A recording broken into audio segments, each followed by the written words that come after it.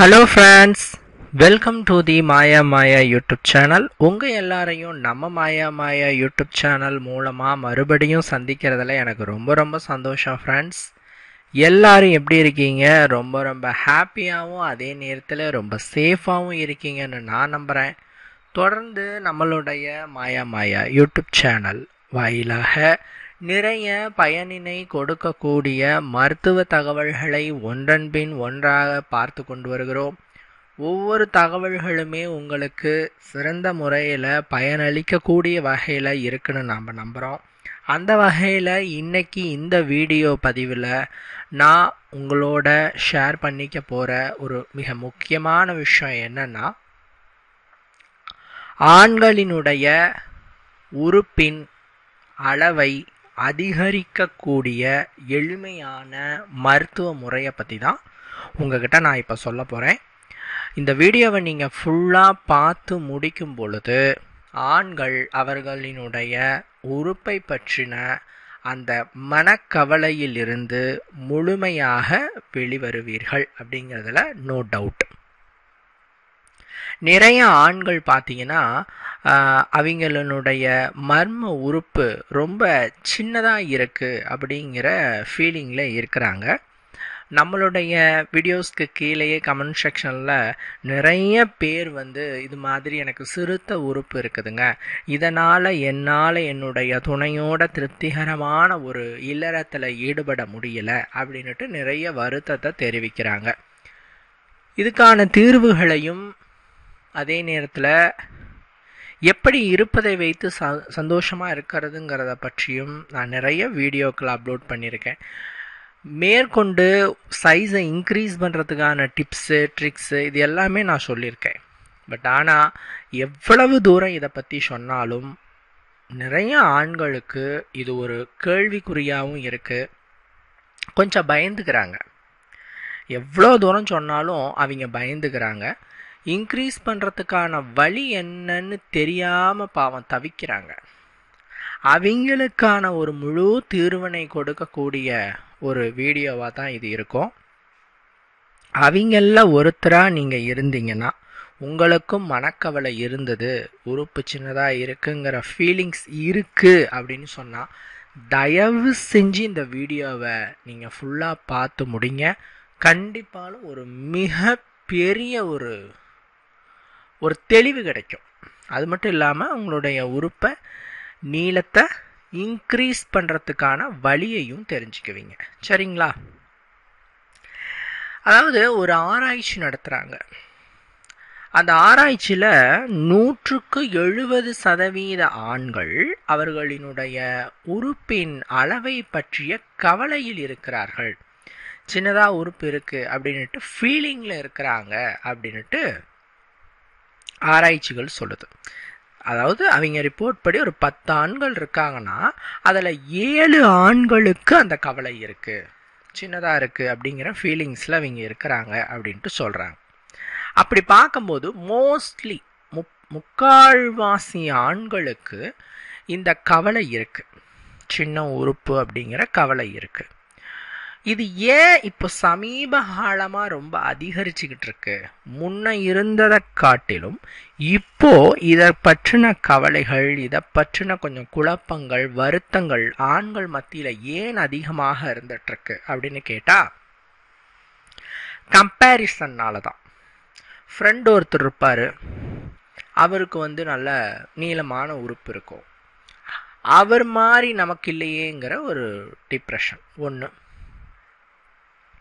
அதே மாதிரி இன்னும் சில பேர் பார்த்தீங்கன்னா சில படங்களை பார்க்கறது, அந்த படங்களில் வர மாதிரியான உறுப்பு நமக்கு இல்லையேன்னு வருத்தப்படுறது. சரிங்களா? இதனால கம்பேரிசன் இன்னைக்கு அதிகமாயிடுச்சு. அதுவும் இந்த ஆண்மை விஷயத்தில் கம்பேரிசன் ரொம்ப ரொம்ப இன்னைக்கு அதிகமாயிடுச்சு. ஆண்களை பற்றி நீங்கள் என்ன சொன்னாலும் அவங்க ஏற்றுக்குவாங்க. ஆண்களை நீங்கள் என்ன திட்டினாலும் ஏற்றுக்குவாங்க, என்ன பழிச்சாலும் ஏற்றுக்குவாங்க. ஆனால் எந்த ஒரு ஆணும் அவனுடைய ஆண்மை மீது கை வைத்து விட்டால் அதை தாங்கிக் கொள்ளவே மாட்டான். இதுதான் ஆண்களுக்குள்ளே இருக்கிற அந்த இயற்கையான சைக்காலஜி, அது ஜீன்லேயே இருக்குது. ஏன்னா அந்த ஆண்மையை தொட்டுட்டோம், டச் பண்ணிட்டோம், இது மாதிரி உனக்கு உனக்கு இது சரியா இல்லை, ஸோ நீ அன்ஃபிட் அப்படிங்கிற வேர்டை யார் சொன்னாலையுமே அதை ஆண்களால் ஏற்றுக்கவே முடியாது. இன்னும் சொன்னால், அதாவது ஒரு ஆணை பார்த்து இன்னொரு ஆண் சொன்னாலே ஏற்றுக்க முடியலங்கும்போது, பெண்கள் இதை பற்றி கமெண்ட் அடிச்சிட்டா, சின்ன ஒரு உதாரணம் சொல்கிறேன், பெண்கள் ஆண்களிடம் அவர்களுடைய ஆண்மையை பற்றி கமெண்ட் அடிச்சிட்டா கண்டிப்பாக அந்த ஆணுக்கு மிகப்பெரிய டிப்ரெஷன் வரும். என்ன சொல்ல போனால் அந்த பெண் மேலே துளி கூட இன்ட்ரெஸ்ட் வராமல் போயிடும். ஏன் நான் இதை பர்டிகுலராக இப்போ நான் இதை சொல்கிறேன் அப்படின்னா, இன்றைக்கி நிறைய ஷார்ட்ஸ் வீடியோஸ் நான் பார்க்குறேன். அதில் இது காமெடிக்காகவும் ஷேம் பண்ணுற மாதிரியும் ஆண்களுடைய அந்த மர்ம உறுப்பை பற்றி கிண்டல் பண்ணுறது, அந்த ஆண் இருக்கக்கூடிய அந்த இல்லற நேரத்தை பற்றி கமெண்ட் பண்ணுறது, நான் 5 நிமிஷம் தான் இருப்பியா, 10 நிமிஷம் தான் இருப்பியா அப்படின்ட்டு அதை பற்றி கமெண்ட் பண்ணுறது, இந்த மாதிரி ஒரு ஆணை எங்கே டச் பண்ணக்கூடாதோ, எந்த இடத்துல அவனுடைய மனநிலையை தொடக்கூடாதோ அதை தொட்டு இன்னைக்கு நிறைய ரீல்ஸ் காமெடியாக வந்துட்டுருக்கு. இது ஃபன்னே கிடையாது. இது என்ன ஆகும்னா, காலப்போக்கில் இதுவும் ஒரு நார்மலோ அப்படின்னு பெண்கள் நினச்சிக்கிட்டு அவங்களோட கணவன்கிட்ட இதை பற்றி ஒரு வேளை கமெண்ட் பண்ணிட்டாங்க அப்படின்னு வச்சுக்கோங்க, அந்த ஆணுக்கு ரொம்ப ரொம்ப டிப்ரெஷன் ஆகிடும். இது அவர்களுடைய அந்த வாழ்க்கை, அதாவது அந்த குடும்ப வாழ்க்கையவே பாதிக்கும். ஸோ கண்டிப்பாக பெண்கள் தெரிஞ்சுக்க வேண்டியது, ஆண்களுடைய அந்த ஆண்மையை டச் பண்ணாதீங்க, அதை ஷேம் பண்ணாதீங்க. அவரால் உண்மையாலுமே முடியல, இல்லை அவர்கிட்ட ஏதாவது ஒரு குறை இருக்குன்னு நீங்கள் ஃபீல் பண்ணால், நிறைய பேர் இருக்காங்க, கைனகாலஜிஸ்ட் இருக்கிறாங்க, இந்த இல்லறத்தை எப்படி நடத்தணுங்கிற கவுன்சிலிங் நிறைய பேர் இன்றைக்கி கொடுத்துட்ருக்கோம். நம்ம என்ன தெரியுமாங்க, கவுன்சிலிங்கே அட்டன் பண்ணுறதில்ல. நம்ம இதை பற்றின பிரச்சனைக்கு டாக்டர்கிட்ட போனாவே ஷேமாக ஃபீல் பண்ணுறோம். அங்கே போய் உக்காந்துட்டு ஒரு 1/2 மணி நேரம் இங்கே பேசுகிறத காது கொடுத்து கேட்டுட்டு வந்துட்டோம்னா பிரச்சனை அதோட சால்வ். அதை விட்டுட்டு அதையே மனசில் போட்டு புழுங்கிட்டே இருந்தோம்னா லைஃப் லாங் பிரச்சனை சால்வ் ஆகாது. அதனால் ஏன் அதை சொல்கிறேன்னா, முழுக்க மனநிலை சார்ந்து தான் இந்த தாம்பத்தியம். ஒரு ஆணால் இல்லறத்தில் நன்றாக செயல்பட முடியவில்லை, பர்ஃபார்மன்ஸ் பண்ண முடியல, எழுச்சி அடையலை, சீக்கிரமாக வெளியேறிடுது, இன்ட்ரெஸ்ட் இல்லை, இந்த மாதிரியான பிரச்சனைகளை எல்லாம் ஒரு ஆண் சொல்கிறான் அப்படின்னா முக்கால்வாசி கிட்டத்தட்ட 80% அது மனநிலை சார்ந்த பிரச்சனை தான். பல பேர் என்ன நினச்சிட்டு இருக்காங்க, உடலும் இணைவது தான் இல்லறம் அப்படின்னு நினச்சிட்டு இருக்காங்க. அது கிடையாது. மனமும் இணைகிறது தான் இல்லறம். மனம் அங்கே வேலை செஞ்சால் தான் உடலினுடைய இயக்கமே அங்கே வரும். ஸோ அந்த இல்லறத்திற்கு 100க்கு 90% பங்கு மனதினுடையது, வெறும் 10% பங்கு தான் உடலினுடையது. இதை ஆண்கள் புரிந்து கொள்ளணும், இதை பெண்களும் புரிஞ்சுக்கணும். ஏன்னா ஆண்களுடைய மனநிலையை தூண்டணும்னா பெண்கள் கொஞ்சம் அன்பையும் காதலையும் ஆணிடத்தில் வெளிப்படுத்தணும். இதை நான் அழகாக சொல்லணும்னா, பூ வண்டு ஒரு உதாரணத்துக்கு சொல்லலாம். பூ நல்லா ஃப்ரெஷ்ஷாக மலர்ந்து அழகாக இருந்தால் தான் வண்டு அதை பார்த்து ஈர்த்து வரும். அந்த பூ அதே வாடி போய் ஒரு மாதிரி அதில் தேன் இல்லாமல் ஒரு மாதிரி இருந்ததுன்னு வைங்க, வண்டு சீண்டாது. என்னங்க என்னங்க நீங்கள் இவ்வளோ தூரத்துக்கு இதாக சொல்கிறீங்க, பூவு வண்டுங்கிறீங்க, அப்படின்னா ஆண்கள் வண்டு பெண்கள் பூவா, எப்படி நீங்கள் இப்படி பேசலாம் அப்படின்னு கேட்டால், நம்ம என்னதான் முன்னேற்றம் அடைஞ்சிட்டே வந்தாலும் ஆணும் பெண்ணும் சமம், ஆணுக்கு பெண் நிகர் அப்படின்னாலும் நான் அதை அக்செப்ட் பண்ணுறேன். இன்னும் சொல்ல போனால் ஆணை விட பெண்கள் தான் உயர்ந்தவர்கள். ஏன்னா நாம் கருவாக உருவாகும் போதே முதல்ல பெண்ணினுடைய குணாதிசயத்தை பெற்று தான் பிறகு ஆண் உருவாகிறான். ஒரு குழந்தை பிறந்து அந்த குழந்தைக்கு குரல் உடையறதுன்னு ஒன்று சொல்லுவாங்க பாருங்க. அதாவது ஒரு ஆண் வயதுக்கு வரும் காலத்துக்கு முன்னாடி வரைக்கும் அவன் பெண்மைத்தன்மையோடு தான் இருப்பான். ஸோ பெண் தான் எல்லாத்துக்கும் மூலம், எல்லாத்துக்கும் ஆதாரம். அவளை தாண்டி தான் ஆணே வரணும். வீரமிக்க ஆணையும் பெற்றெடுப்பவள் அவனை விட வீரமிக்க ஒரு பெண் தான். ஆனால அந்த பெண் அனுபவிக்கிற பிரசவ வழியை கற்பனை கூட பண்ணி பார்க்க முடியாது. அந்த அளவுக்கு சொல்லப்போனா பெண்கள் அனை விட ஒருபடி அல்ல பலபடி மேலானவர்கள். ஆனா இயற்கையினோட படைப்பு எப்படின்னா, இந்த இல்லறம் அப்படிங்கிற விஷயத்த மட்டும் சொல்லணும்னாங்க ஆணை சார்ந்து தான் இயங்கும். ஒரு ஆண் நினைத்தால் மட்டும்தான் ஒரு பெண்ணுக்கு திருப்திகரமான இல்லறத்தையும் கொடுக்க முடியும், அந்த ஆணும் திருப்தி அடைய முடியும். மனிதர்கள் மட்டும் இல்லை, எல்லா உயிரினத்தையுமே பாருங்க, நாய் பூனை இந்த மாதிரி எல்லா உயிரினமுமே ஆண் உயிரினம் என்பது கலவியில் ஈடுபடுவது. இந்த பெண் உயிரினம் என்பது அந்த கலவிக்கு தன்னை உட்படுத்தி கொள்ளும். ஆண் தான் தேடி போகும், ஆண் தான் செயல்படுத்தும். சரிங்களா? ஆனால் நம்மளோட மனித குணத்திலும் அப்படிதான் இருந்தது. நாகரீகம் வளர வளர நமக்கு இந்த 6ஆம் அறிவு கொஞ்சம் வேலை செய்ய அது அந்த கலவிங்கிற ஒரு விஷயத்தை இன்னைக்கு இல்லறமாக மாற்றிட்டோம். இல்லறம்னா என்ன? இந்த கலவியை ஒழுக்கத்தோட செய்கிறோம், திருமண பந்தத்துக்குள்ள சேர்ந்து ஒழுக்கத்தோட செய்கிறோம். அது ஏன் அப்படின்னா, மற்ற எல்லா உயிரினங்களுமே பாருங்க, பிறந்த கொஞ்ச நேரத்திலேயோ அல்லது கொஞ்ச நாள்லயோ தன்னைத்தானே காத்து கொள்ளும் சக்தின்னு அதுக்கு வந்துடும். இப்போ ஒரு மாடு கண்ணு போடுதுன்னு வைங்க, அந்த கண்ணுக்குட்டி பிறந்த கொஞ்ச நேரத்துல எந்திரிச்சு நிற்க ஆரம்பிச்சுக்கும், துள்ளும். 2-3 நாள்லயே நான் சொல்ல போனா ஒரு அடுத்த நாளே அந்த கண்ணுக்குட்டி ஓரளவுக்கு தேடும், தன்னைத்தானே தற்காத்து கொள்ற மாதிரி அதுக்கு உருவாயிடும் உயிரினங்கள்லாம். ஆனா மனிதன் மட்டும்தான் ஒரு குறிப்பிட்ட வயது வரை, குறிப்பிட்ட வயதுனா இயர்ஸ், சோ மெனி இயர்ஸ், குறிப்பிட்ட மாதங்கள் கூட இல்லை, சோ மெனி இயர்ஸ் இன்னொரு மனிதனோட துணை வேணும். ஒரு குழந்தை பிறந்த அந்த பச்சை சிசு அதுக்கு அறிவு எட்டி அது தன்னைத்தானே தற்காத்துக்க ஒரு 10-12 வயசாவது ஆகும். அப்போதான் அந்த குழந்தைக்கு சில விஷயம்லாம் புரியும், இங்கே போகக்கூடாது, இங்கே போனால் நம்மளுக்கு பிரச்சனை அதுக்கு தெரியும். ஸோ அது தெரிய வைக்கிறதுக்கு 10-12 வயசு ஆகும் அந்த குழந்தைக்கு. அது வரைக்கும் இன்னொரு மனிதனுடைய உதவி அதுக்கு தேவை. அந்த மனிதன் யாரா இருக்க முடியும்? அந்த குழந்தையை ஈண்டெடுத்த தாய் தந்தையாத்தான் இருக்க முடியும். அதனாலதான் ஒழுக்கத்தை கொண்டு வந்தாங்க. ஆணும் பெண்ணும் இணைந்து ஒரு குழந்தையை உருவாக்கி அந்த குழந்தைய வளர்ப்பதற்கு நீங்க இருவரும் ஜோடியாக வளர்க்கணும், அப்ப நீங்க ஒழுக்கத்தோட இருக்கணும், ஒருத்தனுக்கு ஒருத்தியா வாழணும் அப்படின்னுட்டு அந்த ஒரு பண்பாட்டை கொண்டு வந்தாங்க. அதனால நான் இதை ஏன் சொல்றேன் அப்படின்னா, ஆண்களை எந்த அளவுக்கு பெண்கள் ஈர்க்கிறார்களோ கவர்கிறார்களோ அந்த அளவுக்கு ஆண்கள் பர்ஃபார்மன்ஸ் நல்லா இருக்கும், அந்த ஒரு வேகமும் நல்லா இருக்கும். எந்த இடத்தில் காதல் அதிகமாக இருக்கும் அந்த இடத்துல காமமும் அதிகமாக இருக்கும். நான் எல்லாத்துக்கும் சொல்லல, மனைவியை சொல்கிறேன். மனைவி மேலே கணவன் எந்த அளவுக்கு காமத்தை பொழிகிறானோ அந்த அளவுக்கு அவனுக்கு காமமும் அதிகமாக பொழியும். ஏன்னா ஒரு ஆணினுடைய எண்ணம் காதலில் தொடங்கி காமத்தில் முடியும், ஒரு பெண்ணுடைய எண்ணம் காதலில் தொடங்கி காதலிலேயே முடியும். நான் அடிக்கடி சொல்கிறது தான், ஒரு பெண்ணுக்கு கலவி என்பது அந்த மொட்டை மாடிக்கு மேலே போடுற ஒரு அடிஷ்னல் மாடி மாதிரி, 2வது தளம்.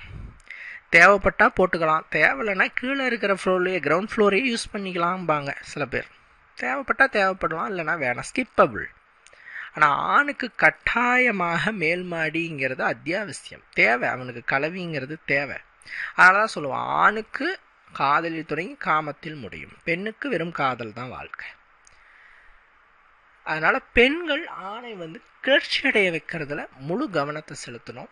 ஒன்றும் இல்லைங்க, அந்த ஒரு ஃப்ரெஷ்னஸ், நீட்னஸ், ஒரு அன்பு, ஒரு பிரைட், இதெல்லாம் ஒரு பெண்கிட்ட இருந்தாலே போதும். அன்பா 4 வார்த்தை பெண் பேசினாவே ஆண் ரொம்ப உருகிடுவான். ஆணை கவர் பண்றது ரொம்ப ஈஸிங்க. அந்த காலத்துல பாருங்க, ஆண்கள் தான் போய் தன்னோட சொத்தெல்லாம் இந்த பெண்கள் கிட்ட கொடுத்துட்டு வருவாங்க. எந்த ஆணாவது ஆண்கிட்ட பணத்தை கொடுத்தாங்கிற கதை இருக்கா?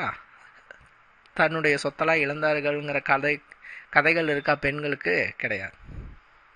ஏன்னா ஆண்களை கவர்வதும் ஈர்ப்பதும் ரொம்ப ஈஸி. அதை பெண்கள் கொஞ்சம் செயல்படுத்துறதில்ல. இன்னைக்கு காலத்தில் எல்லாரும் ஈக்குவலுங்கிற ஒரு விதத்துக்கு வந்ததுனால அவனை எதுக்கு நான் அவனை எதுக்கு நான் சந்தோஷப்படுத்தணும், அவனை எதுக்கு நான் கா அந்த காதலை அதிகமாக பொழிய வைக்கணும், அவன் என் மேலே காதலை பொழிய வைக்கட்டுமே. இன்னைக்கு பெண்கள் அப்படித்தானே கேட்குறாங்க. ஆண்கள் எங்களை காதலிக்கிட்டுங்க, நாங்கள் எதுக்கு அங்கே காதலிக்கணும். இயற்கை அப்படி படைக்கலை. இயற்கைங்கிறது நீங்கள் நம்மளை இஷ்டத்துக்கு மாற்ற முடியாது. பெண் தான் ஆண் மேலே காதலை பொழியணும். அந்த ஆண் அந்த பொண்ணுக்கு காதலுக்கு பதிலாக காமத்தை கொடுப்பான். இதுதான் இந்த இயற்கை உருவாக்கிய விதம். இதை பெண்கள் புரிஞ்சுக்கணும். அதே நேரத்தில் ஆண்கள் தங்களுடைய அந்த உறுப்பை பற்றின கவலைகள் இருந்துகிட்ருக்கு. கவலையே படாதீங்க, எந்த விதமான கவலையும் உங்களுக்கு வேண்டாம். ஏன்னா ஒரு ஆணினுடைய மர்ம உறுப்பு எழுச்சி நிலையில், சுருங்கிய நிலையில் நீங்கள் அளவு எடுக்கவே கூடாது. எழுச்சி நிலையில் 3 இன்ச்சுக்கு மேலே இருந்ததுன்னு சொன்னால் அது சராசரியான நீளம். அதுவே திருப்திகரமான இல்லறத்துக்கு போதுமான அளவு 3 இன்ச்சுக்கு மேலே. இந்தியர்களினுடைய சராசரி உறுப்பின் நீளம் 5.1 இன்ச், 5.1 இன்ச். இதுதான் ஆணினுடைய அந்த உறுப்பின் சராசரி நீளம் இந்தியர்களுக்கு. ஒவ்வொரு நாட்டை பொறுத்தும் அந்த உறுப்பினுடைய நீளம் மாறுபடும். சில நாடுகளில் இயற்கையாகவே அங்கே இருக்கிற தட்பவெட்ப நிலைகள், ஹார்மோன்ஸ், இதை பொறுத்து நீளமாக இருக்கும், சின்னதாக இருக்கும். இது ஆனால் எந்த நாட்டில் இருந்த பெண்ணாக இருந்தாலும் சரி, அந்த பெண்ணை திருப்திப்படுத்த 3 இன்ச்சுக்கு மேலே உறுப்பு நீளம் இருந்தாலே போதும். 3 இன்ச் ஆறு 3 இன்ச்சுக்கு மேலே. எப்படின்னா, இதை ஒரு சின்ன உதாரணத்துக்கு சொல்லணும்னா,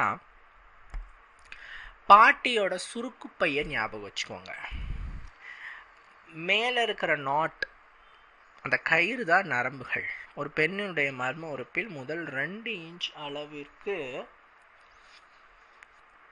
உணர்வு நரம்புகள் இருக்கு. அதை தூண்டனாவே போதும். ஸோ அந்த 2 இன்ச்சுக்கு தான் அந்த நாட்டு. அதுக்கு கீழே எம்டி, அந்த பைக்கு கீழே, அதுக்கு கீழே, அந்த நாட்டுக்கு கீழே வெறும் எம்டியாக இருக்குது, காலி. அது கீழே ஒன்றுமே கிடையாது. அப்படி பார்த்தோம்னா ஒரு ஆணுக்கு 2 இன்ச்சுக்கு மேலே இருந்தாலே போதும். நாம் ஒரு இதுக்கு 3 இன்ச்சு சொல்கிறோம். ஸோ ஒரு ஆணுக்கு 3 இன்ச் ஆறு 3 இன்ச்சுக்கு மேலே எழுச்சி நிலையில் அவனுடைய உறுப்பின் நீளம் இருந்தாலே போதும். அதுவே திருப்திகரமான இல்லறத்துக்கு போதுமான அளவாக பார்க்கப்படுகிறது. சரிங்களா? அதே நேரத்தில் பார்த்தீங்கன்னா, ஒரு திருப்திகரமான இல்லறம் என்பது எவ்வளவு நேரம் இருக்க வேண்டும் அப்படின்னு கேட்பாங்க. அதாவது இருவரும் உச்சத்தை அடையும் நேரத்தை நாம் சொல்லலாம். இந்த இல்லற நேரத்தை இருவரும் உச்சத்தை அடையும் நேரம் சொல்லலாம். ஒரு பெண் உச்சத்தை அடைவதற்கு 10 to 14 நிமிடங்கள் தேவைப்படும். ஒரு ஆணுக்கு 5 நிமிஷத்துக்குள்ளேயே ஆகிடும். ஸோ என்ன பண்ணணும்னா, முதல்ல 10 நிமிடம் ஆண்கள் பெண்களை கிளர்ச்சி அடைய வச்சு ஃபோர் பிளேன்னு சொல்லுவோம், கலவிக்கு முன்னையதான புற விளையாட்டு, அதில் ஈடுபட்டு அந்த பெண்ணை கிளர்ச்சி அடைய வச்சு அடுத்த ஒரு 5 நிமிஷம் உறுப்பின் மூலமாக ஈடுபட்டாங்க அப்படின்னு சொன்னால் அந்த பெண்ணும் உச்சத்தை அடைந்து விடுவாள், நீங்களும் உச்சத்தை அடைவீங்க. இதுதான் ப்ரொசீஜர். ஒரு ஆண் உச்சத்தை அடைவதற்கு குறைந்த நேரம், ஒரு பெண் உச்சத்தை அடைய அதிக நேரம். ஸோ அதுக்கு பேலன்ஸ் பண்ணி ஆண்கள் தான் கரெக்டாக ஈடுபடணும். இதையும் மீறிய ஆண்களுக்கு இன்கேஸ் எனக்கு உறுப்பு சின்னதாக இருக்குன்னு ஃபீல் பண்ணால் ஒன்றும் பிரச்சனை இல்லை. நாட்டு மருந்து கடைகளில் நான் சொல்கிற இந்த 2 எண்ணெயை வாங்கி வச்சுக்கோங்க. ஏதாவது ஒன்று பயன்படுத்தலாம். ஒன்று கருஞ்சீரக எண்ணெய், அற்புதமான மருந்து. இந்த எண்ணெய் ஆண்களினுடைய உறுப்பின் நீளத்தை அதிகரிக்கவும், தடிமனை அதிகரிக்கவும், நரம்புகளின் தொய்வை நீக்கி புத்துணர்ச்சி அளிக்கவும் பயன்படும். இந்த கருஞ்சீரக எண்ணெயை வாங்கிட்டு ஒரு 4 சொட்டு உறுப்பில் தடவிட்டு மேலே மசாஜ் பண்ணிவிட்டு ஒரு 10-15 நிமிஷம் அந்த மசாஜ் பண்ணிவிட்டு ஒரு 1 hour 2 hour கழிச்சுட்டு வெந்நீரில் வாஷ் பண்ணிட்டீங்கன்னாவே போதும். உறுப்பு நல்ல நீளமாகும், தடிமனாகும், எழுச்சியாகும். இது தினமும் யூஸ் பண்ணலாம். அதுக்கப்புறம் வீக்லி ஒரு நாள் விட்டு ஒரு நாள், அதுக்கப்புறம் 2 நாள் விட்டு ஒரு ஆல்டர்னேட்டிவ் டேஸில் யூஸ் பண்ணுங்க. அடுத்து பார்த்தீங்கன்னா, நல்ல சுத்தமான தேங்காய் எண்ணெய் ஒரு கப் எடுத்துக்கோங்க. விர்ஜின் கோகோனட் ஆயில்னு சொல்லுவோம். தேங்காய் பாலிலிருந்து பெறப்பட்ட தேங்காய் எண்ணெய். இந்த தேங்காய் எண்ணெயில் ஒரு 10 மல்லிகை பூக்களை போட்டு மிதமான சூட்டில் அந்த மல்லிகைப்பூட எசன்ஸ் எல்லாம் அந்த ஆயிலில் இறங்கட்டும், காய்ச்சி எடுத்துக்கோங்க. இந்த எண்ணெயை மல்லிகைப்பூ எண்ணெய்னு சொல்லுவோம்.